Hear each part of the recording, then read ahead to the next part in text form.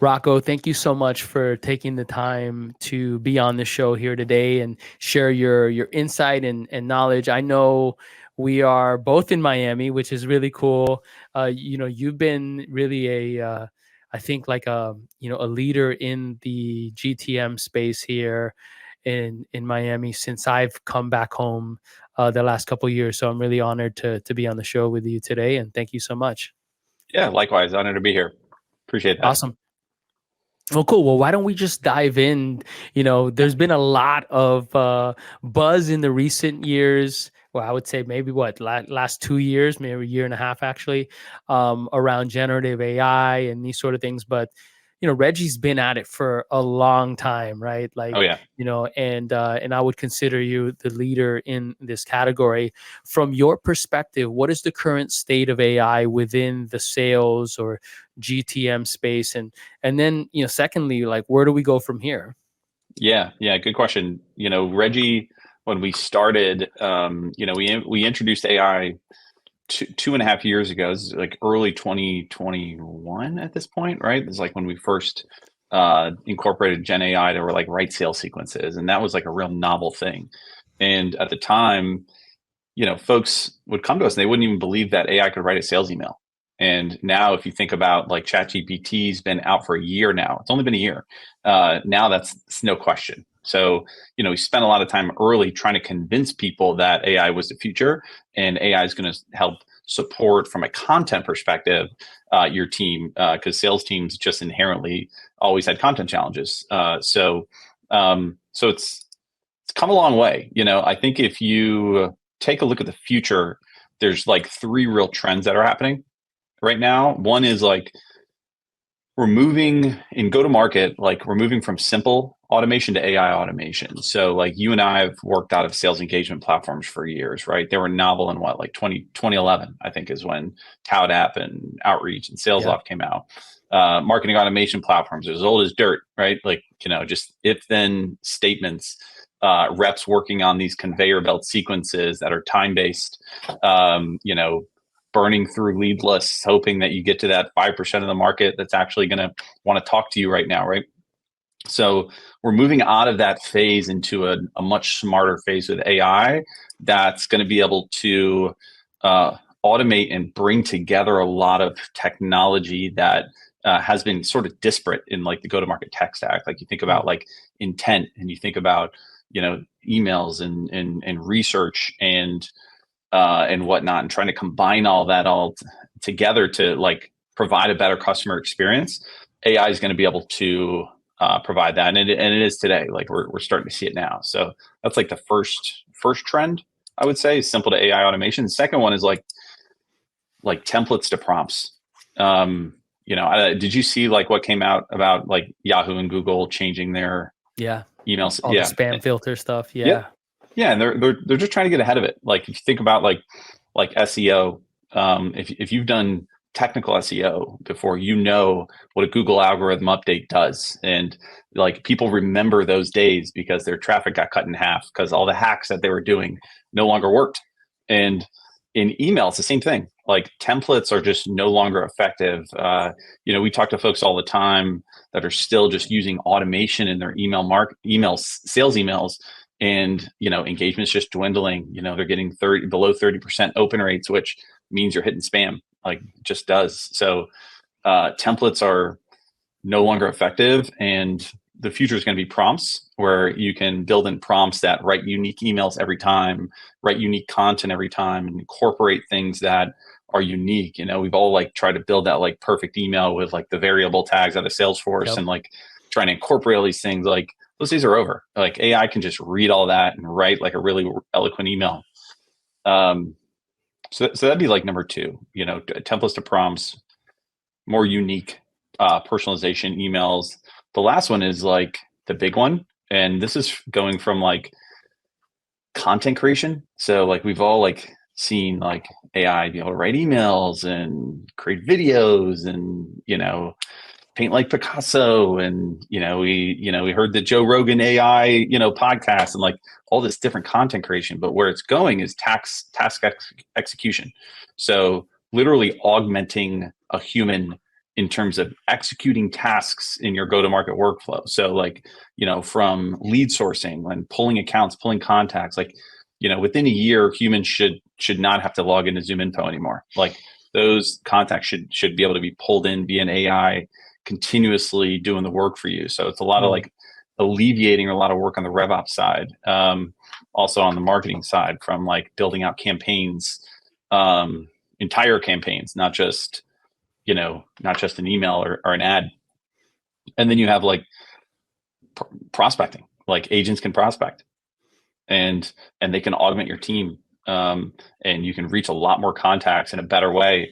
And it can bring all that data in, like it can bring in the intent data. It can bring all that in to ensure that the people that you're actually emailing want your email. Yeah. So those are like the big trends of what's going on right now. You mentioned the intent data, and I've been seeing a lot of people on LinkedIn talking a lot about like signal based, prospecting and these sort of things, which aren't, not new, right? Like, by any means. And, I remember in 2008, which is, whatever years ago, I was an SDR. At the time, we were just calling ourselves inside sales reps. And we had a tool called Leadlander. I don't know if you remember Leadlander. No. But that was, and so what it did at that time was it basically read IPs of visitors to your website and then was able to try to match it to a company, right? And so, it wasn't, at least at that time, I don't know if they're still around, but, it wasn't like super accurate, but we would get some that hit the mark. So we would know that someone from, let's say, Microsoft HQ in Seattle was looking at our solution. So those were kind of like the early days of, this sort of intense signal type stuff. So it told us that there was something there, right? Like how deep, that's the context was still to be determined. But I think that's one of the other things that I get really excited about when I think about AI. And you mentioned that intent, really getting that kind of like a lot more full circle, right?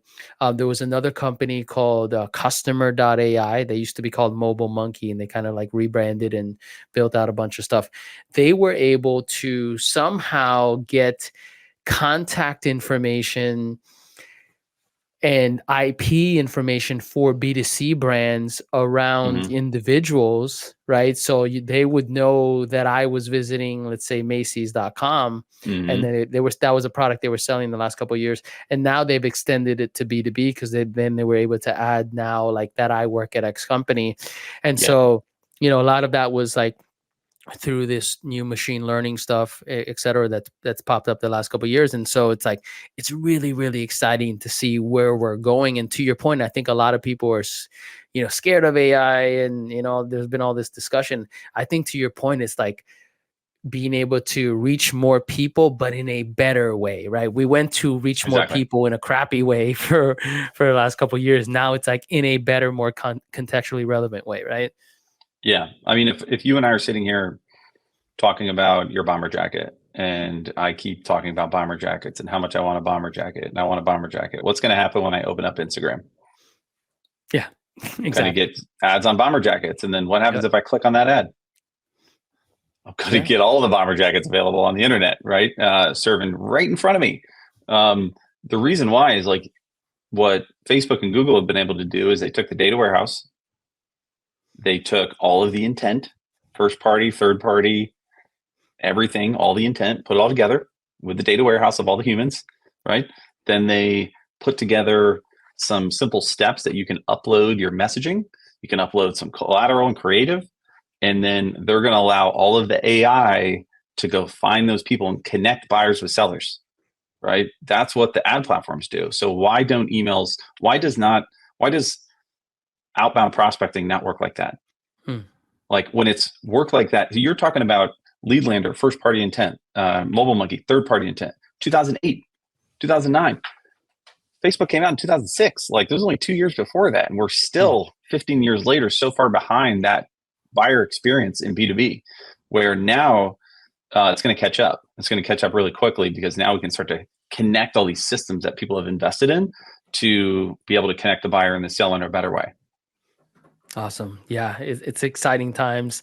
If you were to think about, I know this is a big question, but some ways that SDRs, AEs, and even leaders can get the Mhm. best out of AI, because there's a lot of folks sitting there going, all right, well, what do I do? Right. Any Mhm. sort of like high level things that they can kind of take into consideration just to get started? Yeah, it's simple. Um, where where do SDRs and AEs win the most? They win on the phone. They win talking to people. That's what they're best at, right? There's a lot of activity that has to be done to get me and you on the phone to have a conversation, and a lot of it's repetitive and manual and arduous and non-revenue generating. A lot of that can be cleaned up with AI, and to allow you to free up your day-to-day calendar in a way that helps you have more conversations. The way that works in practice is, we talk to a lot of SDR orgs, AE orgs that spend 20 to 30% of their week sourcing contacts, just like looking people up, getting the emails, getting the phone numbers. Like, you can free up your reps from all of that today. Like, you could give back 30% of their week, over 100 reps with AI today. Like, AI can go out, find the accounts, find the contacts, add in a sequence, and serve them up and get them ready for your reps today. Like, that's possible. So that's an area where I see like immediate lift. The other thing is an agent can connect all of your data, just like we talked about, like the intent data. Everybody's got like 100,000 leads sitting in their CRM that no one's calling, and chances are there's some people that want to buy in there. So imagine you put an agent on there to just prospect into them, personalization, unique emails, relevant emails, listening to intent, listening to engagement, and just, farming out some engagement and then sending your reps tasks to do. So instead of like going through the conveyor belt, now they're being sent from an agent like a call task and a LinkedIn task to go out to go connect with the right people that are most interested in talking to you. Um, those are two areas that will free up your reps day. If you don't want them to email anymore, I could literally get rid of all the prospecting emails. Like, AI can easily write just as good as an email or better than 95% of reps. So me included, can write better than me. So I'll put myself in that pool. So those are just simple areas. Yeah, just on the prospecting side, AEs have a lot more tools at their disposals as well. Like, there's, Mhm. great AI that can do call summaries, email follow-ups. Like, we all have great connection on the phone. And then, 30 minutes later, we're like, I was supposed to write that email. I forgot what I was supposed to write. And then at the end of the day, you're like, oh man, we had that, like, those couple of points. I really wanted to use their language in that email. Like, AI can ensure that all that's going to get in there to get the follow-up tight. And those are big moments in the deal. Do you know if AI can, like, let's say, connect to your voice recorders yet, and then be able to listen to it, and then, let's say, push the insights or the messaging to, let's say, Reggie, for example? Mhm. You can absolutely pull out a lot of the data today. So like, even like a Kaya or even Zoom, for example, like they have these AI call summaries that are Mm. pretty good. They're pretty good right now. They can get a lot better. Um, but you can certainly, the other thing I've been thinking about is like the just loading up a transcript into like a GPT. So, you can build your own GPTs now. You could upload a 300-page document of like, hey, here's the email summary, here's the call summaries, etc. I'm just going to load transcripts in there and have it like repeat back what I have, and that's something that can be built probably in a weekend. Awesome. Well, I wanted to shift gears a second. We've been all experiencing some very interesting times in Mhm. SaaS the last 2 years. And, as a growth leader, someone who's really, number one, at the leading edge of sales tech, which seems to have, GTM tech, whatever, marketing tech, that whole segment has really taken, a huge hit this year from what we Mhm. can tell, right? Certainly, something I've observed. So for someone who's, at that leading edge, what's truly kind of like the current state of sort of the sales team and the sales stack from your perspective? Mhm. Yeah, good question. Well, let's look at it from stock trader perspective first. So, if you look at the future, what you can see is markets rising. Yeah, Fed came out, said interest rates are not going up. Might there be some cuts in our near future, right? So what that generally means is some portion of the economy is going to start doing better than it was before. We've been in a B2B recession for like a year and a half. We've all felt it. Yep. No one's buying. People are getting laid off. It's work, right? The people that are left selling today are the people doing the work. They're really doing it. And what's about to happen for them is we're going to come out of this and they're going to start to thrive probably Q2 next year, right? We're starting to see budgets open up, appetites for software happen right now. And that'll lead into needing to hit some growth numbers likely over the next 4 quarters. I think that we're going to see more VC appetite open up, which obviously funds a lot of the tech and innovation in our space. So people will be able to raise more rounds, hire more people, and then need more software. The leading indicator for software is always, internally is, NRR, making sure that people renew. And what we've seen is like, a 90% NRR was like good this year because of just all the rifts happening. Like if you could just stay baseline and survive, you'd be in good shape. But a lot of people haven't. There was a picture that went around on Twitter on secondaries for SaaS, like what's for sale, and 80% discounts on a lot of these secondaries for all the software you use today, right? And all the major companies use. So they got their big reset, and I think from a selling perspective, I think we're going to start to come out of it, and appetites are going to open up. But here's what hasn't changed. What hasn't changed is there's a much more clear, concise need for ROI in the sales cycles than there ever was before. I think before, a lot of times you could get away with a ROI calculator in a business case and put that in front of the CFO, but now they want proof. And you got to figure out how to navigate that. So. And it's possible. It's possible to do. It's possible to do without trials and long POCs and things like that. You can absolutely do it. You just, have to have the tools at your disposal to be able to do it.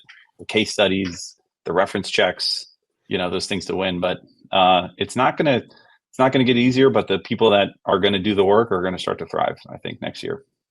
Well, I love that. Thank you for the optimistic outlook. It's, I've asked that question quite a bit over the last year and a half, to your point, and there's been sort of mixed reviews. And so I really appreciate that. And, I guess in some ways it's a great time to be a private equity, right? To be able to snatch up some of these companies at these big discounts. From a, leadership perspective, we've moved into the remote world. It's not a new thing, right? Obviously, like, folks like you and I, we've been working remote for many years before, sort of the influx that happened in the last couple of years. But, from a leadership perspective, do you have any sort of best practices that you would provide sales leaders out there around shifting their mentality, enhancing the way that they lead within this remote world? Because I think we've learned a lot, right? Like there's some really great benefits to it, but there's also, I think, in my personal opinion, I think it could be if you're not the right leader with the right mindset and have not adapted to this environment, it could be a real detriment, in my opinion, just based on what I've experienced. Anything that you've seen work really well to help, again, leaders motivate and inspire and drive their reps in this remote first world? Yeah, there's two things that I think about like that. It's hard to replicate in an office environment, but you can absolutely do it, remote. I think one is the learning that you receive through osmosis of sitting around the rest of the team, right? So you need some dedicated time to make that happen, or you need like a virtual office, like Nooks has their like virtual center, Orem has it, where you can have your whole team in a room and you can go in and out and listen to people on calls live to get that learning. Because I think that's one thing on the sales team that you really miss is like just getting that like language pattern that like cuts through the noise and clearly differentiates you or handles that objection that is not in the objection handling list, but it's Mary's been using it and she's getting past those objections fast. She's right next to you, right? Like those are the things that you got to figure out how to replicate virtually, and these open office environments are important. And then from a management leader perspective, it's the same thing. It's like you really got to commit to call reviews, and you got to commit to listening to calls, because those are things that like maybe as a manager while you're doing work you're overhearing people and you can make adjustments very quickly, but you don't have that, right? You're in your silo, so you got to get that open. Those are the parts that like I really think about is like the coaching and the learning and growing of it, right? All the connection stuff and team camaraderie. There's obviously solutions for that too, but that's a big gap that I see. Like you got to make sure you close. Awesome. Rocco, thank you so much for being on the show and sharing your insights. I can't wait to see you in person. I know I've seen you at your own events, and we've met online through folks initially, and then also at pavilion events, which I miss. I can't wait to go to the next one. If there were any great social networks or URLs to reach you, that folks can maybe follow you and your content, maybe connect with you for insights, or maybe that they want to learn more about Regie, what are the best channels to reach you? Yeah, content's on LinkedIn and banter is on Twitter or X. So I'm easy to find. I think I'm the only Rocco Savage on there. So. Awesome. Well, have a great holiday season. And again, thank you so much for your time. Cheers. Thank you.